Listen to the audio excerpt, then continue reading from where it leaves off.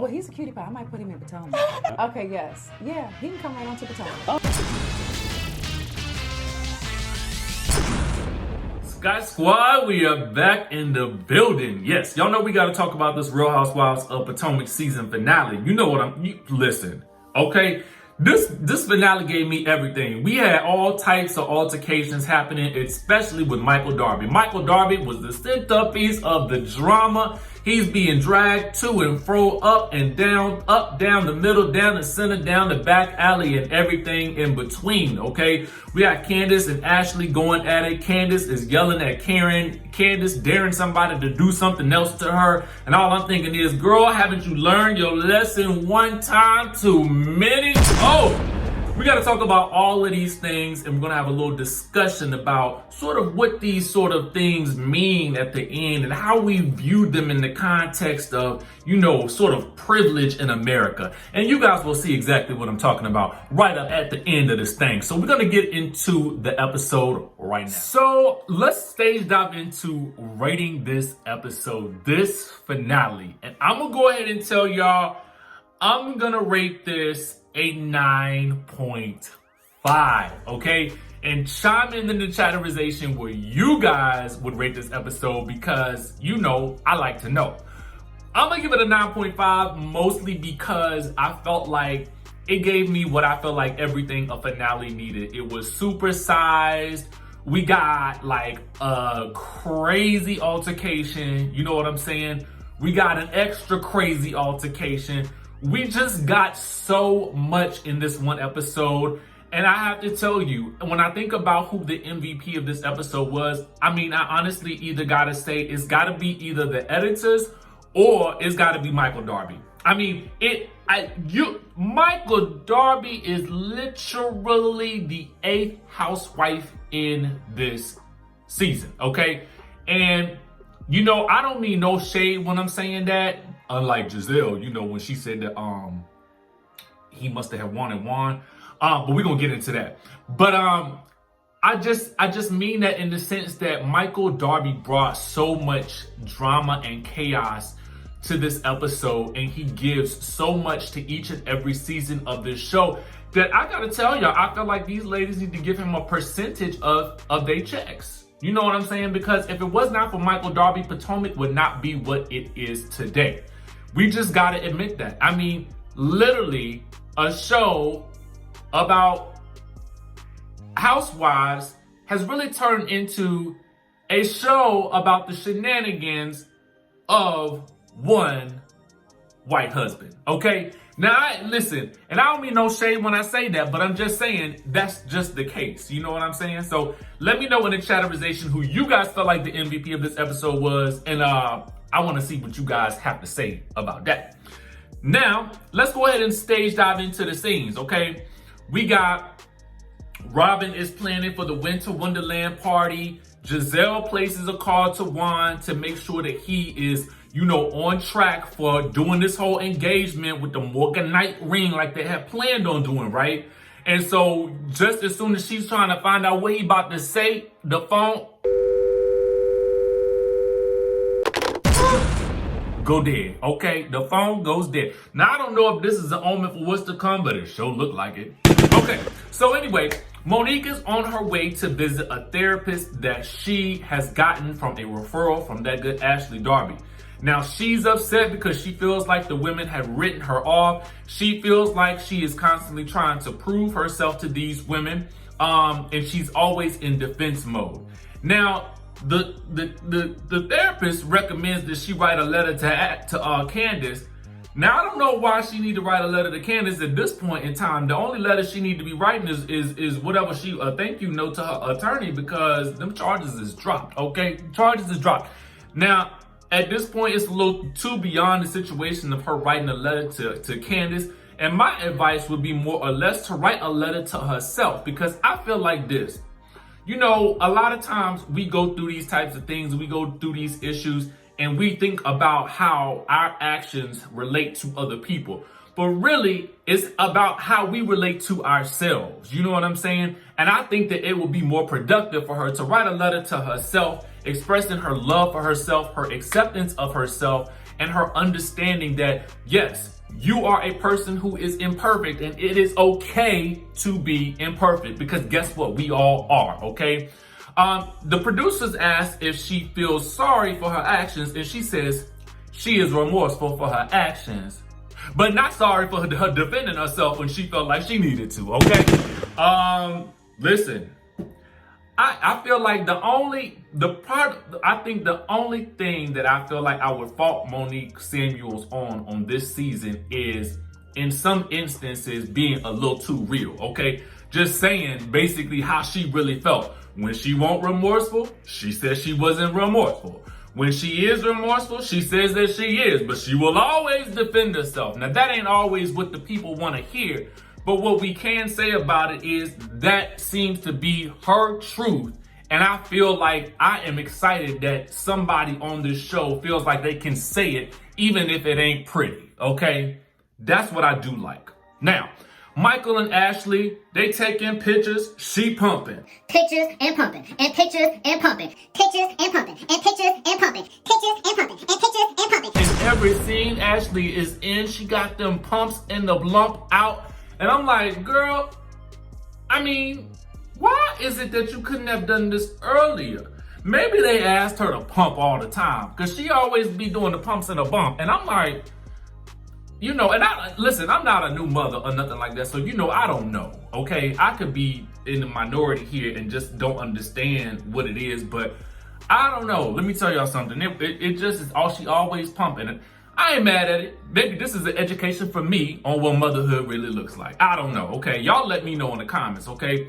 Anyway, the more important thing about this scene is Michael feels like, you know, when Ashley relays the message about what happened at the wig shift party, he feels like Candiace gets to be a victim for another day, which is shade in and of itself, but an astute observation.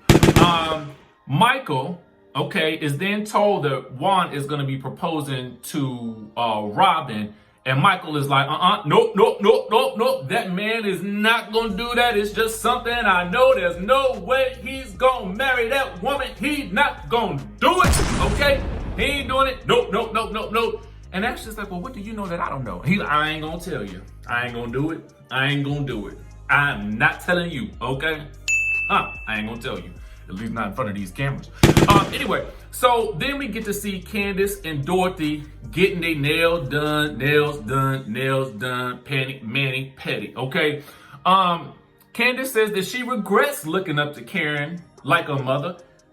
I think you probably should, because she's not your mother, okay? She is not your mother. And this is a lesson for people. Listen, you know, and I think the sad thing about this is that I feel like, as we will see evidence of later, is that Candiace cannot understand how to receive support if it don't look like the support in the way she wants to receive it, okay? And fortunately for her, this whole situation seems to have brought her closer to her mama.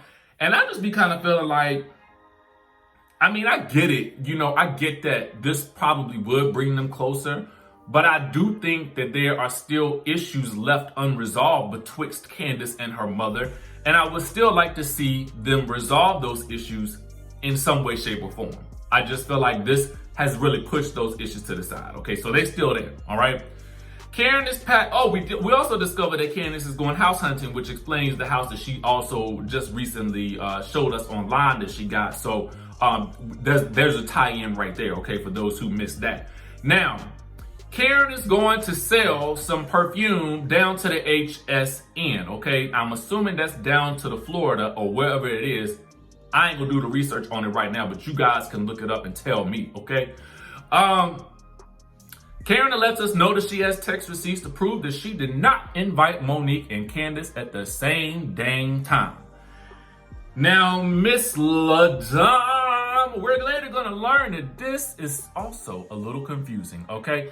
And I told you before, Karen likes to confuse the girls, and she confuses me too. And sometimes I wonder if she confuses herself, but I am always here for LaDame. I am also here for Karen, because I feel like, you know, once again, I feel like I don't see the harm in a confusing housewife, specifically when they don't mean no harm on nobody else. And I don't never feel like Karen mean no harm.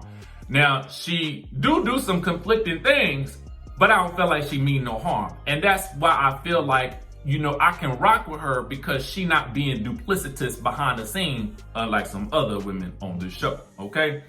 Robyn and Juana at the therapist. Robyn says he wasn't present for either pregnancy. Then, and oddly, in the next scene, okay, the next breath, he's saying, you gotta stop doing this. Don't act like our marriage was awesome. And I'm just thinking to myself, what did we miss, editors? What did we miss? Because she was basically saying, you weren't there for me while during either one of these pregnancies. So why is he saying, don't act like our marriage was perfect? It didn't sound like what she was saying was acting like the marriage was perfect. So I just felt like we missed something. And let me tell you something. This review is going to be very detailed. I'm going into the detail. The devil is in the details in this finale. You guys have to know that. And I'm going to go ahead and tell you that right off the rip. The devil is in the details. So pay attention to all these little details that I'm going to point out that you might have missed. Okay? That's what I'm here for. Okay? So I'm like, what did we miss? Now, he says that she could have been a better wife and he could have been a better husband, okay? He says he was lonely, he got what he needed elsewhere, affection, romance, emotional support, and so he got emotionally involved with others. And note, I said others, okay? The z on the end of the other indicates that it was plural and not singular, so there was multiple others, okay? That's what I picked up from that scene, did you? Okay. So they actually end on a real positive note. Now, you know, it's funny to watch that scene play out because I do feel like the therapist did a good job of pulling out things. And this is kind of one of those things where I wish I could see like the full clip of the scene so I could see how it was all edited together. I mean, how it actually played out, you know, in reality and not the small edit that we get for the show. We have Gizelle prepping for the party and she's on the phone with Cal because we find out that Pastor Jamal, who lives in the phone, okay, for the purposes of this show at least, will not be attending the Winter Wonderland party with Gizelle, yet again missing an all-cast filming event and an opportunity for Gizelle to quell any talk about this relationship being of the fakery, okay?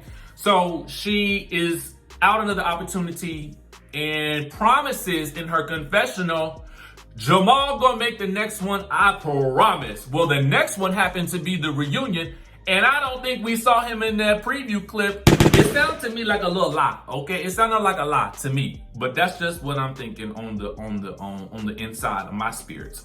Okay, so Candiace is on the way to the party, and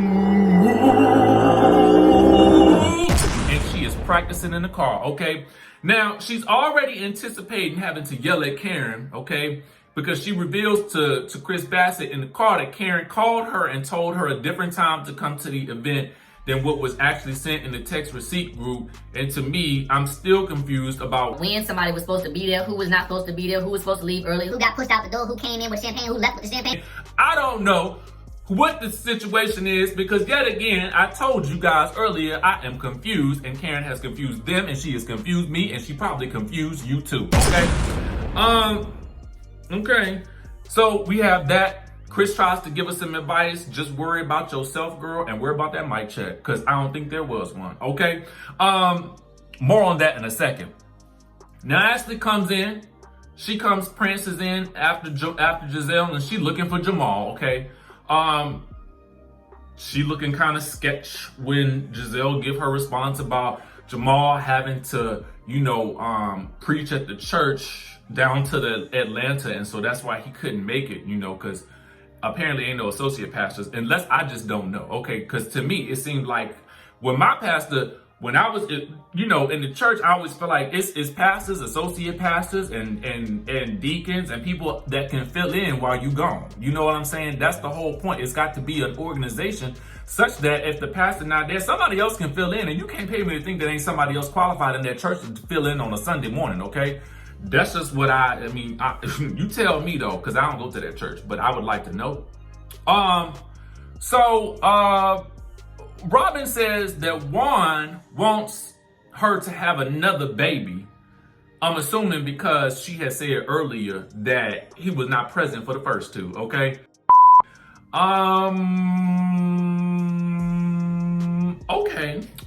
Okay.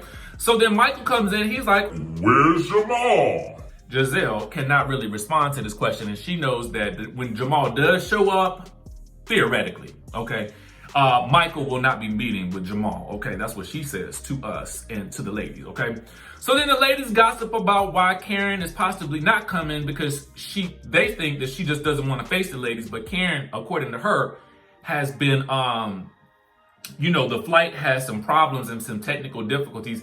And my issue with Karen sometimes is I feel like she be trying to explain herself too much, and then she explain herself into a mess and into a pot of confusion, okay? And I feel like, Karen, you don't need to explain yourself anymore. You just need to show up and do what you need to do and stop explaining yourself, because that's how they be trying to trip you up all the time, because in explaining yourself, it confuses the people, and then they use that as a way to say that you're not being honest and that you're being fake, okay? So I just want to give you that pointer for next season, for season 6, okay? As you go in, stop explaining yourself, do what you need to do, say what you need to say, and keep it pushing, okay? Now, Robyn, and I want to point this out to you because in my review of the scene that we're going to be talking about coming up, I surmised that Michael Darby might have been a little tips, you know what I'm saying? A little, a little drink, a little too much. So I want to point a couple of things out to you that I did notice that the editors were also right on top of, okay? And you might have missed this, but guess what? I didn't. Okay, so here's the thing. Robyn asked Michael, "Well, where is your shot?" He says, "I don't do liquor anymore." Ashley says, "That's how he got in trouble the last time." Cue the flashback of that party, that jamboree that they was all at, with apparently Michael said he wanted some sausage, okay? So he ain't trying to go there no more, but he sure is drinking on the beer, okay? Now, Michael also says, "I'm not causing any trouble tonight." Foreshadowing alert. I just want to let you guys know that this was foreshadowing in the finest form, and the editors are just brilliant for capturing this, okay? Recapping this show sometimes is such a treat because the editors, they be just leaving us little clues, a little trail of breadcrumbs to follow, because they are leading us in a direction of storytelling that is just so magnificent. They should win an Emmy, okay? Anyway, Candiace arrives, and Robyn ironically announces, "Open bar, y'all." Okay, now, I didn't know if that was a read back to Candiace's original event, in which apparently it was a cash bar. But it just seemed like in the episode, I was just thinking to myself, doggone it, you editors are just so feisty this time. Who is in that editing bay? Okay, so then Robyn is still mad. We find out that Karen, because Karen had thrown shade at Juan when she asked Karen the prior week if Karen was not drinking because she was afraid of what she was gonna say when she get drunk, and Karen responded by saying, "You should be worried about what Juan says when he drinks, when he gets drunk." Okay, so she's still mad about that, so she don't mind if Karen don't come. But the ladies seem to think that Karen is afraid of them, and that's why she's not showing up, okay? Ashley runs back and tells Gizelle what Michael has said about Robyn and Juan, about Juan not marrying or not ever proposing to that good Robyn. Now, I gotta tell y'all the truth. Michael created a hot mess of a situation here, okay? And again, it leaves us wondering, well, what do you know that we don't know? But we're gonna get down to the bottom of this in just one second, okay? So then Michael comes over and he mentions his, and then, Ashley is presenting the conversation, and Gizelle wants to know what Michael knows because, she's concerned about whether or not this engagement is really gonna happen, okay? And so Gizelle is like, well, I need to find out what's going on because it's going to happen. And Michael is like, well, maybe it won't. Okay, maybe it won't. Okay. So then Michael and Ashley have a conversation afterwards, and Ashley's like, well, what is it? What do you know, babe? What do you know? Tell me, because I need to know if I'm going to be around Robyn. I need to know, what you know, just in case, because it could be an ethical concern. Ashley just want to know. Ashley just want to know so she can keep doing her job. Okay, so Michael is like, why would I tell Gizelle what I know? If this ain't the smartest observation I have ever heard on this show, it probably is. Okay, why would you tell Gizelle anything? Because, Gizelle might as well, her new nickname might as well be Run Tell Gizelle. Run Tell Gizelle. Because every time somebody tell her something, she run tell. Run Tell Gizelle, okay? And that's what all the ladies seem to want to do. Stupidly run tell Gizelle. And then Gizelle, what she do? Run tell. Okay, it's just a back and forth cycle and it never ends on this show. Anyway, here comes Charisse. Of course Charisse is there. Of course Charisse is there. Of course she's there. Duh. Candiace is performing. All I'm thinking to myself is, girl, why wasn't a mic check done prior to? Okay.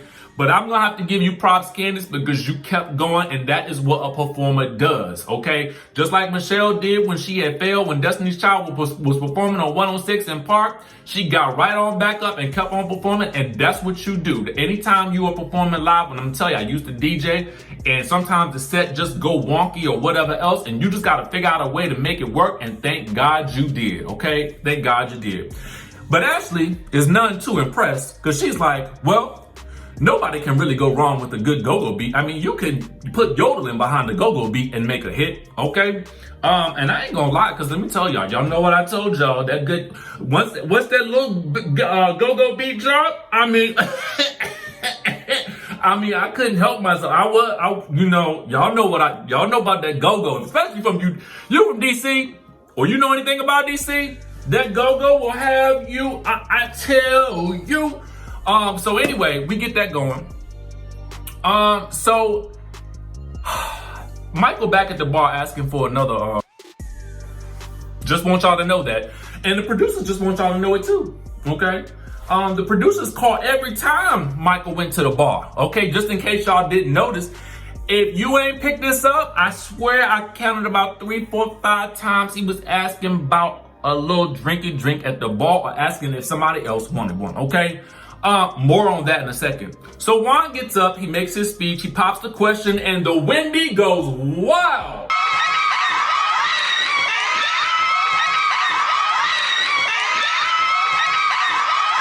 Not the crowd, the Wendy, okay? Because Wendy took over that stage like it was her that was proposed to. And I was just thinking to myself, well, gosh, that's a supportive friend. So much so that Gizelle had to tell her, well, back up, girl. Back the heck up, because this is my moment. I orchestrated this, okay? So she backs her up. She said, give him some room. Give him 50 feet, okay? Gizelle asked in her confessional, she was like, yeah, Michael, I mean, you was just hating. You was hating. But she asked if Michael was hating because he really wanted Juan for himself. I said, well, ain't this just a... Ashley, I don't understand why you are even friends with this woman, because at this point in time, listen, it's clear that Michael knows something. That much is clear. It was clear that he broke the G code by mentioning it to Ashley on television. It's clear that Ashley was about to make it into a storyline. And it's clear that you, Gizelle, were being a mess by saying that. And Ashley, what you need to be doing is taking a good hard look at that woman and asking yourself some real good questions. Is she really your friend? But you also need to be asking some questions about your husband, like whether or not he's drinking a lot this episode, okay? So getting back to that, Michael goes to Juan and says this. Now, did y'all peep this? He says, you're a really good man. And with all the ish that happens, I've stayed true to you the whole time. Survey says that was a lie. Because if you stayed true to him, you never would have brought up the fact that you think that he never would have married Robyn on camera to Ashley, which led her to talking to Gizelle about it, okay? That's where you didn't have his back, okay? You broke the code, my brother. You broke the code. And so then Michael says, come on and let's do a shot, okay? So let's do a shot. Ashley goes to check on Michael and asks if he's gonna be okay because this is, I don't know how many times he's been on the shot clock, but the producers capture it every single time, okay? Now, Michael is like, I'm fine, girl. I'm about to drink this tequila. And he's ready to party with Juan in Vegas with no cameras, okay? No cameras. So the ladies fill Charisse in because she need to know about Karen. And I'm left wondering, why do the ladies think that Karen is afraid of them? Like she don't want to face them for some reason. Anyway, Charisse leaves to go get a drink. And who's at the bar to welcome her? Michael. Okay, so anyway, Karen arrives looking good in her jumpsuit or whatever. And she sits down with the ladies. Robyn confronts her about the last week and how she didn't think she was coming. And Karen is like, I was being a good friend. I showed up. You guys owe me dinner, but I forgive you because I had to eat KFC and because y'all made me miss my dinner reservation. So all the ladies kind of go in on Karen about attempting to set Candiace up, okay? Now, at the end of the day, Candiace and Monique did not run into each other. So I don't understand, again, I mean, I do understand. Let me stop acting stupid. I know why they mad about this whole situation because they didn't want her to invite Monique in the first place, okay? And if they had known that Monique was coming to the event in any way, shape, or form, the rest of them probably wouldn't have showed up. That's probably the situation. So Karen, you were smart to confuse them things on that one. I gotta tell you. So anyway, Michael is off in a corner telling Eddie how good looking of a guy he is, but assures Eddie that he is not gay. Okay, he assures the man he is not gay. Now I don't know what that scene was about, but definitely the camera was following Michael that night. He actually needed his own camera person because Michael was doing the most. Okay, the most. Anyway, Karen is attempting to defend Monique to the rest of the ladies. Ashley steps in as well, okay? So there's two of them against the rest of them. And Karen is saying that the truth will come out.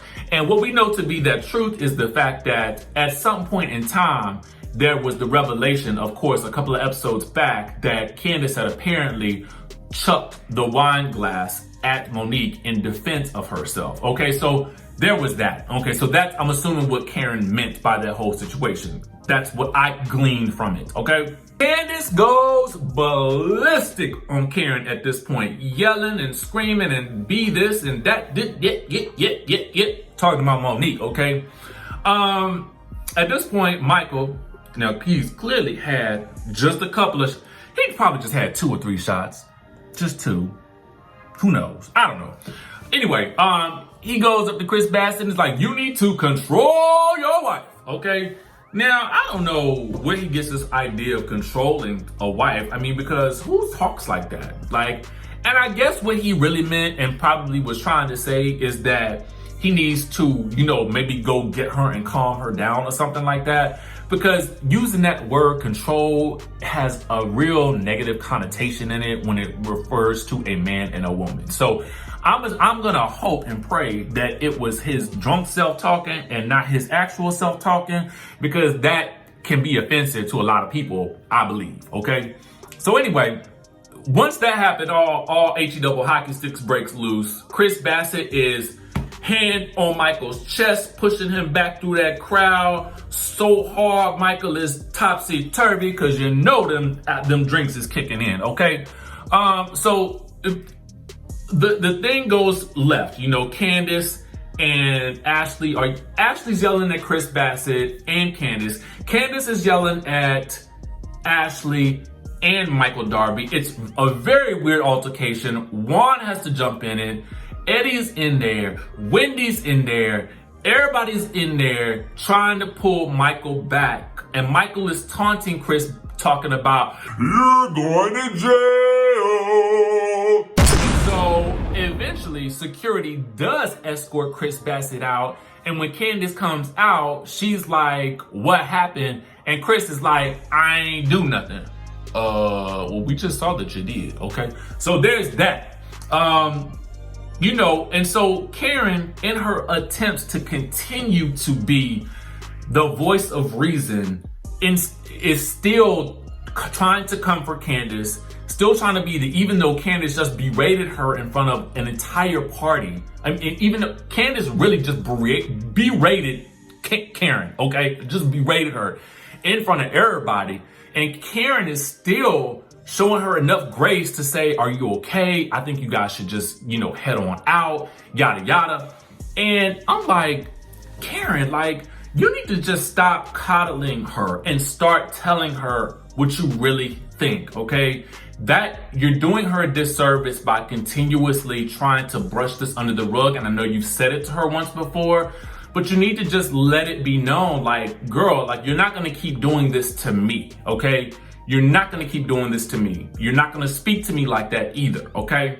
Kris is upset because Michael apparently was yelling at Candiace at some point during the whole melee, okay? And he's talking about how, somebody need to put hands on Michael. That's what he basically saying. And so they get drove off or whatever. And so then we thinking that the party is over, okay? Everybody's been escorted out. The party look like it's over. The ladies decide, Karen is left because she like, you know what?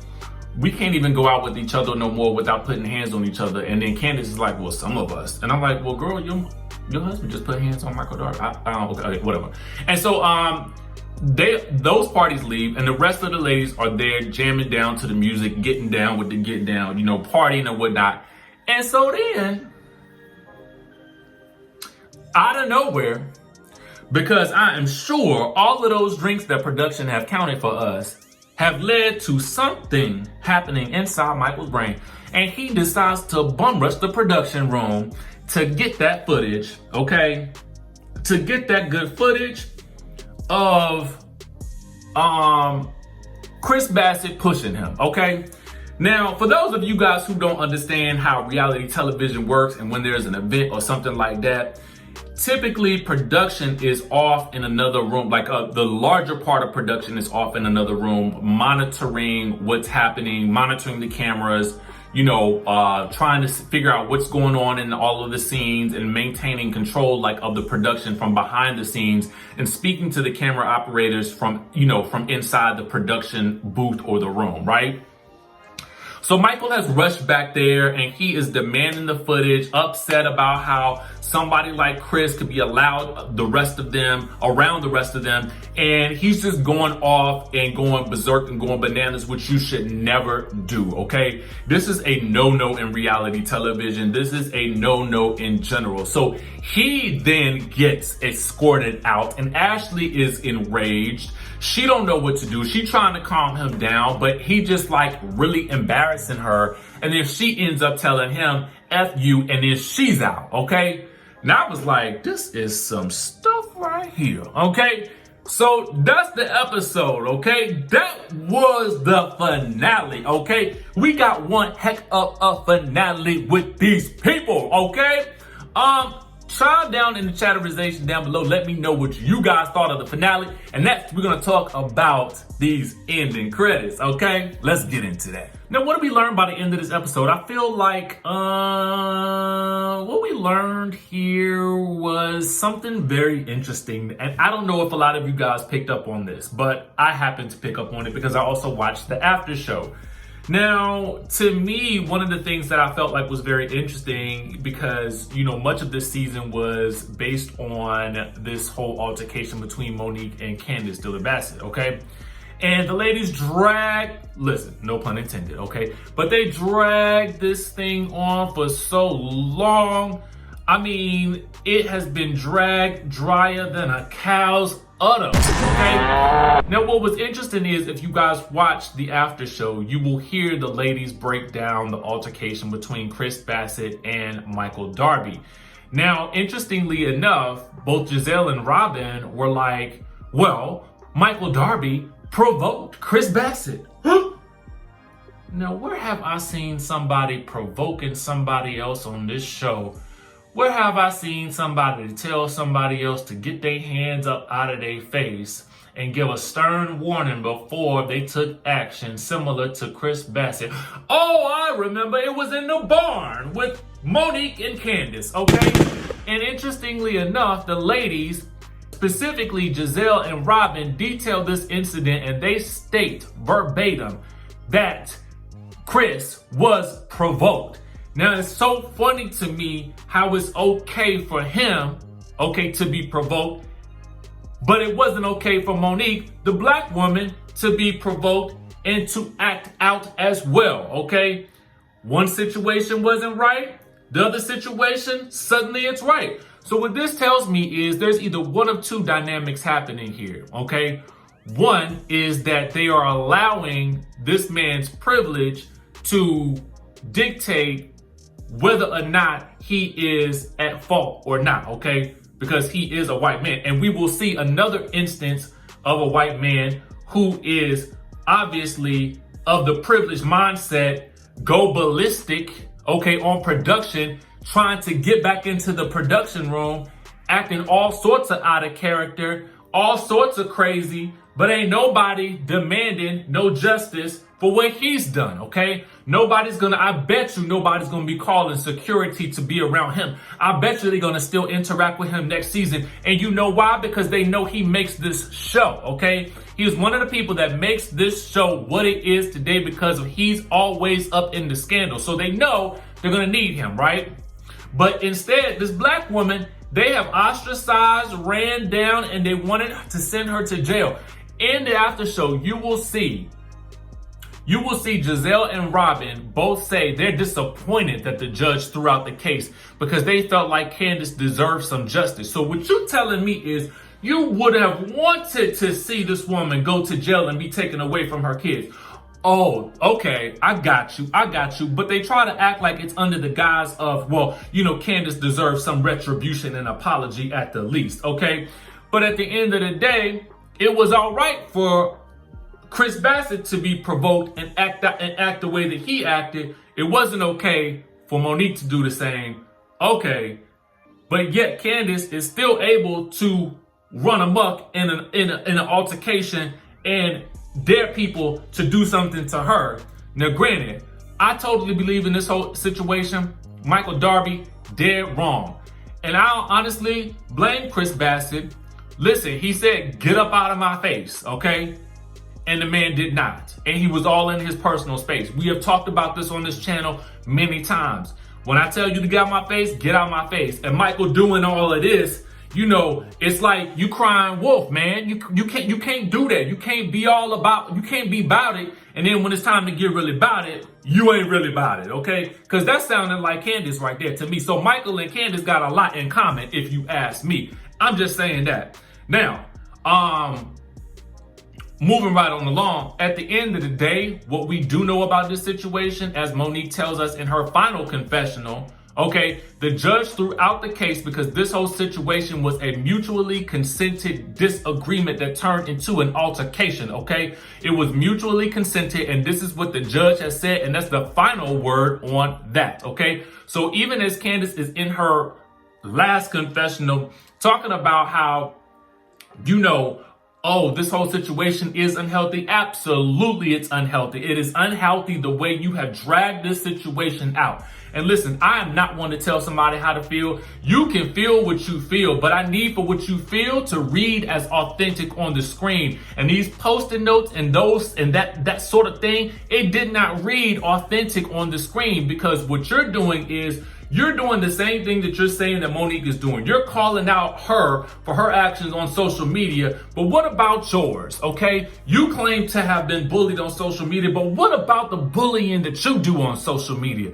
So you got to look at both. It's so many avenues and ways to look at all of these situations. And I think that's the thing about, Housewives and a really good Housewives franchise. And I got to say Potomac is a great Housewives franchise, is that everybody's right and everybody's wrong, okay?